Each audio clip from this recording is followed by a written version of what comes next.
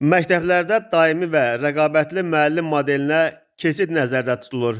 Məqsəd müəllimlər üçün daha rəqabətli, dayanıqlı və ədalətli əmək sistemi formalaşdırmaqdır.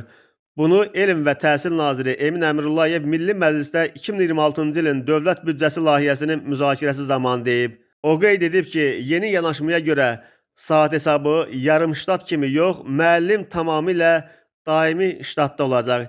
Yeni model müəllimləri məcbur etməyəcək, tamamilə könüllü və rəqabətə əsaslanacaq. Bu sistemdə müəllimlər daimi işlə təmin olunacaq və onların əməyinin qarşılığı daha yüksək olacaq.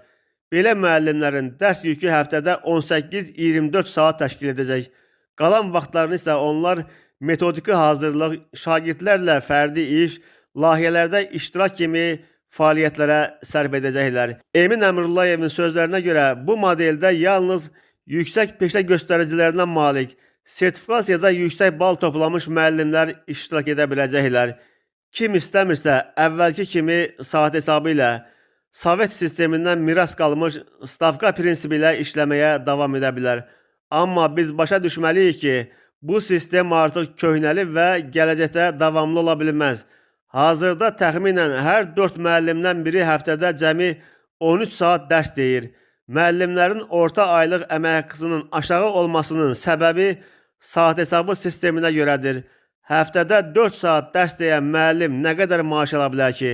Odur ki, yeni model müəllimin məktəbə daimi bağlılığını təmin edəcək və əməyin qiymətləndirilməsində əsaslı dönüş yaradacaq deyə nazir belə hesab edir. Emin Əmrullayev onu da əlavə edib ki, gələn il 25 minə yaxın müəllimin sertifikasiya prosesinə cəlb olunması gözlənilir. İndiyə kimi sertifikasiya prosesinə 84 minə yaxın müəllim cəlb olunub.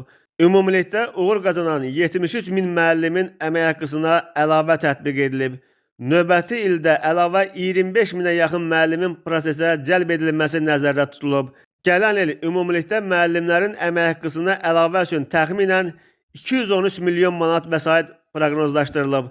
Gələn il biz müəllimlərin artıq böyük əksəriyyətinin sertifikasiyadan keçməsi prosesini yekunlaşdırmış olacağıq deyə nazir qeyd edib.